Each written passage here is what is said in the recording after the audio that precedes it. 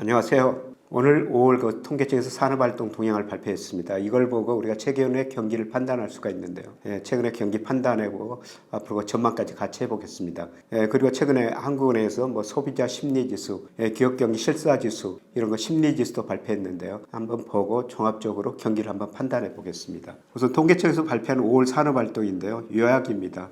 우선 생산이 1.3% 5월에 전월 대비 증가한 거로 나왔습니다. 강공업 주로 제조업이죠. 3.2% 증가했고요. 서비스업은 0.1% 감소, 다소 부진했습니다. 소비도 좀 증가했습니다. 전월 비 0.4% 증가했습니다. 비내구재, 내구재, 준내구재 큰 폭 증가는 전반적으로 소비가 증가했고요. 그다음에 설비 투자 3.5%. 건설 기정액 3.5%. 그래서 5월 산업활동을 보면요. 생산, 소비, 투자 모두가 증가했다는 겁니다. 그래서 조금 개선되는 조짐이 나타나고 있습니다. 그리고 경기 종합지수에서요. 동행지수 순환변동치, 선행지수 순환변동치 이것도 개선되는 조짐이 나타나고 있습니다. 그래서 가장 중요한 거는 그 선행지수인데요.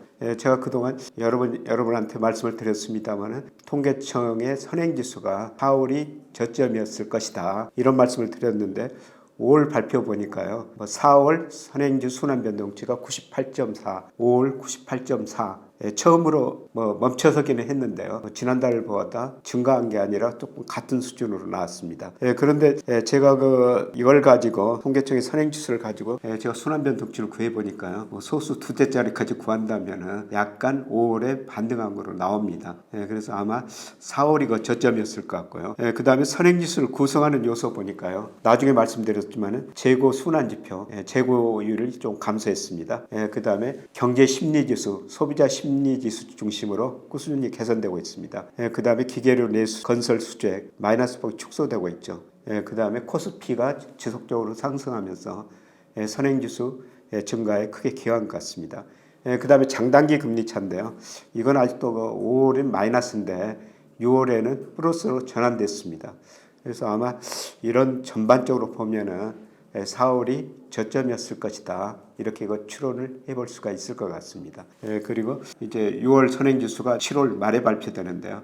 그때 보면은 아마 4월을 저점으로 5월, 6월 추세를 구하고 순환변동치 다시 구하게 되거든요. 그렇게 되면은 4월이 저점이었다. 이렇게 좀 볼 수가 있을 것 같습니다.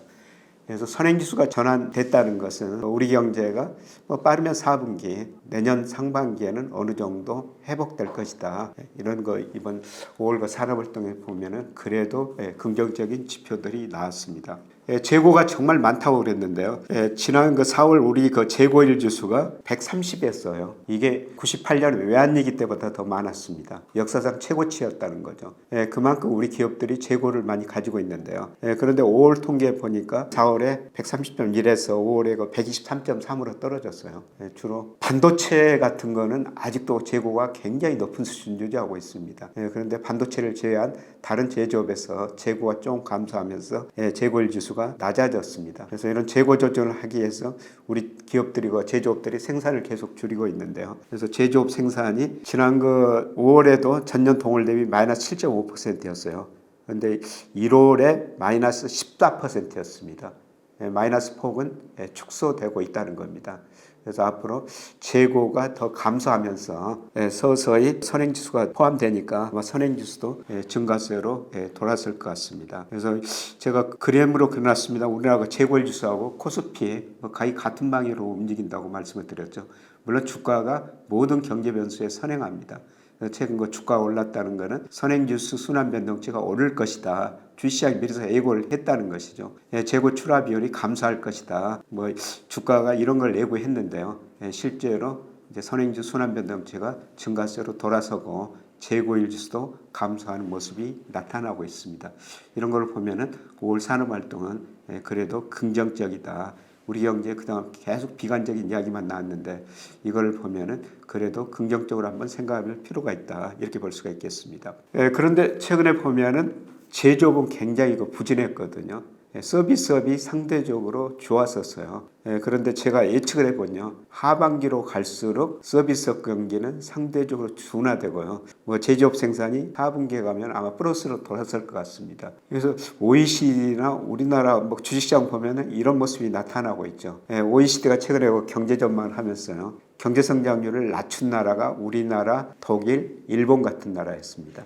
근데 이 나라들이 공통적으로 제조업이 강한 나라죠. 근데 올해 주가를 보면 어떻습니까? 일본 주가 제일 많이 올랐고 독일 주가, 우리나라 주가 많이 올랐지 않습니까? 제조업이 나쁘지만은 앞으로 개선될 것이다. 이런 것들이 각국의 그 주가가 반영했습니다만은 우리나라도 제가 앞으로 그 제조업하고 서비스업 생산 증가율을 예측해 보면은 하반기 후반으로 갈수록 서비스업 경기는 상대적으로 나빠지고 제조업 경기는 상대적으로 좋아질 거라는 겁니다. 그래서 우리 그 코스피 최근에 업종별 상승률로 보면은 이런 모습이 아주 뚜렷하게 나타났지 않습니까? 그래서 올해 그 상반기 코스피 상승률을 보면 제일 많이 오른 게 전기전자 업종이었고요. 그다음에 운수장비 업종, 뭐 경기 관련주였죠. 제조업 경기가 지금은 나쁘지만은 앞으로 개선될 것이다. 그런 의미에서 코스피 업종별 상승률을 보면은 뭐 전기전자, 운수장비가 많이 올랐습니다만 실제로 제가 앞으로 제조업 생산 서비스업 생산 예상해 보면은 주시장이 기대하는 것처럼 그대로 나오고 있다는 것입니다. 그다음에 이제 최근에 한국은행에서 기업 경기 실사 지수를 발표했는데요. 그런데 뭐 기업들은 그렇게 경기가 아직까지 체감적으로 좋다고 대답하지는 않고 있습니다. 그래서 한국은행 기업 실사 지수 보면요. 제조업이 물론 그 4월에 70이었습니다만은 조금 올라가고 있어요. 5월에 73. 근데 6월 데이터 보니까 73. 6월이 5월하고 거의 비슷합니다. 거의 제조업 그 체감 경기는 아직 좋아지지 않았다는 것이죠. 그 다음에 그 최근 보면은 일시적으로 제가 그 중소기업 기업 실사 지수가 대기업보다 높아졌다 이런 말씀을 드렸습니다만은 이게 2008년 글로벌 금융위기 때 발생하고 처음이었었거든요. 그런데 이번 그 6월 통계를 보니까 대기업 실사 지수는 5월에 71에서 75로 올랐는데요. 중소기업은 75에서 71로 떨어졌습니다. 다시 중소기업 경영하시는 분들이 경기가 별로 안 좋다 이런 이야기를 하고 있는 것이죠. 그래서 다시 그 중소기업이 잠깐 좋아졌다 어려워지고 있습니다. 그러면 이렇게 BSI가 안 올라가는 것은 기업 경영 애로사항이 뭐냐 물어보면 최근에 늘 그 1순위가 미래에 대한 불확실성 이걸 이렇게 대답하고 있습니다. 진짜 앞으로 수출이 증가할지 내수가 증가할지 그다음에 미중 패권 전쟁은 어떻게 될지 굉장히 불확실하다는 거죠. 이런 것 때문에 기업들이 투자를 않고 있다는 것입니다. 그런데 이와 달리 우리 소비자 심리 지수는 많이 개선됐어요. 그래서 지난 6월 소비자 심리 지수를 보니까 100.7입니다. 100의 의미가 뭡니까? 한국에서 소비자 심리 지수를 2003년부터 발표하는데요. 2003년부터 작년까지 평균이 100이에요. 그래서 소비자 심리 지수가 100이 넘으면요. 앞으로 경기가 우리 소비자들이 과거 평균보다는 먹고 살기가 좀 나아졌다. 100이 하면은 과거 평균보다 먹고 살기가 힘들다 이런 이야기인데요. 그런데 107로 나왔습니다. 100.7로요. 그래서 소비 심리는 좀 많이 개선됐다 이렇게 볼 수가 있습니다. 근데 소비 심리가 이렇게 개선된 거는요. 미국이나 우리나라나 이 소비 심리는 주가하고 거의 같은 방향이에요. 최근에 미국에서 컨퍼런스 보드 소비자 신뢰지수 6월 달에 많이 오르게 나왔지 않습니까? 그것도 최근에 미국 주가가 오르기 때문에 그렇게 나온 겁니다. 여기서 우리나라 소비심리지수하고 제가 코스피하고 같이 그림을 그려놨습니다만은 거의 같은 방향으로 움직이죠. 소비심리를 세부적으로 보면은 여행비가 100이 넘었어요. 코로나 때문에 급격하게 떨어졌죠. 그런데 6월 보니까 100일로요. 코로나 상당히 완화되면서 여행을 우리 사람들이 많이 다니고 있다는 거죠.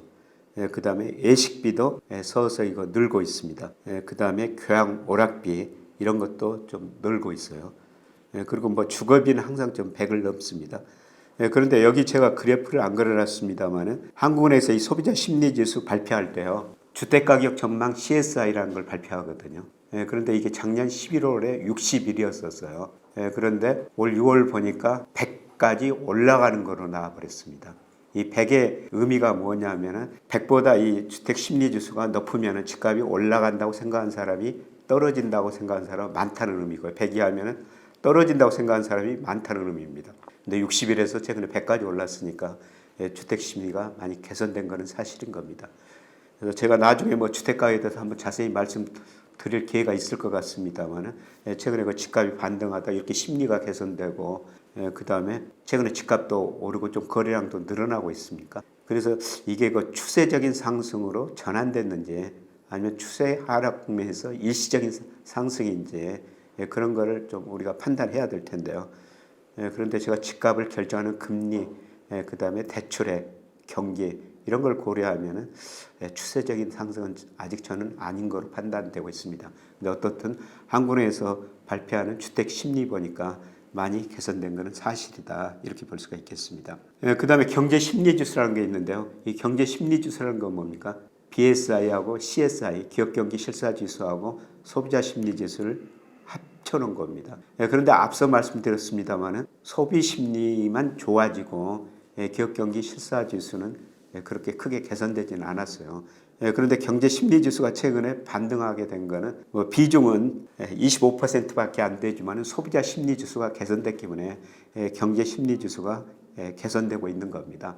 그 다음에 경제 심리 지수 순환 변동치라고 있는데요. 이것도 더 이상 떨어지지 않고 반등할 조짐을 보이고 있습니다. 그래서 최근에 그 5월 산업활동, 6월 뭐 기업 경기 실사지수, 소비자 심리 지수 이런 것들이 여러 개 발표됐는데요. 이런 거 보면서 우리가 경기에 대해서 판단할 수 있는 거는 그래도 개선되는 조짐이 나타나고 있다. 그래서 선행지수 순환변동치가 4월하고 5월하고 같지만은 이게 통계청에서 98.4로 소수 두째 자리까지는 발표 안 한대요. 제가 순환변동치를 구해보니까 뭐 소수 두째 자리까지 구해보면은 5월이 약간 반등했다는 겁니다. 그리고 그다음 우리 제조업들이 재고를 너무 많이 가지고 있었거든요. 그런데 생산 조정하면서 재고율이 많이 떨어지고 있다. 아직도 재고가 절대적으로 높은 수준은 사실입니다. 그래도 재고가 떨어진 거예요. 경제 심리 지수, 소비 심리 중심으로 개선되고 있다. 이렇게 볼 수가 있을 것 같습니다. 그래서 우리 경제가 정말 좀 어려웠었는데요. 서서히 개선되고 있는 조짐이 나타나고 있다. 그 다음에 내일 또 6월 그 수출입 동향이 발표가 되죠. 수출입 동향 발표가 되면 제가 또 곧바로 말씀을 드리겠습니다만은 아마 수출 증가할 마이너스 폭이 많이 축소가 됐을 것 같습니다. 그리고 무역 수지 적자 폭도 많이 축소가 될 수 있을 것 같고요. 아마 이런 것 현상이 지속되면서 4분기에는 수출이 증가세로 반전되고 무역 수지도 약간의 흑자로 전환될 가능성이 상당히 저는 높다고 보고 있습니다. 이런 의미에서 보면은 최악의 상은 경기가 벗어나고 있다 이렇게 볼 수가 있습니다. 이와 관련해 가지고 주가를 좀 같이 말씀드리면요. 제가 올해 그 주식시장을 전망하면서 뭐 4, 5월까지는 괜찮습니다. 6월, 8월에는 그래도 조금 리스크 관리를 하셔야 됩니다. 그런데 주가가 조정을 보이면은 4분기 내년 상반기를 대비해 가지고 주식을 사야 됩니다. 이런 말씀을 드렸습니다. 그런데 주가 그 조정 요인은 이런 경기 회복을 반영해 가지고 주가가 좀 너무 빨리 갔다는 겁니다. 그만큼 좀 뒷걸음질 칠 필요가 있고요. 그 다음에 미국 주가가 아직도 견조하지만은 제가 여러 번 말씀드렸습니다. 미국 주가는 배당 수익률, 거시경제 변수에서 가대평가됐습니다. 아마 7, 8월 가서는 미국 주가 한번 떨어지면서 우리 주가도 여기서 한 번 더 떨어질 가능성이 높습니다. 그 무렵에 뭐 이런 여러 가지 경제 지표를 보면은 우리가 6월, 8월 사이에 주식을 늘릴 기회가 오지 않을까 계속 이런 말씀을 드렸는데 오늘 그 경제지표 산업활동 동향 보면서도 이런 견해를 계속 유지하고 있습니다. 고맙습니다.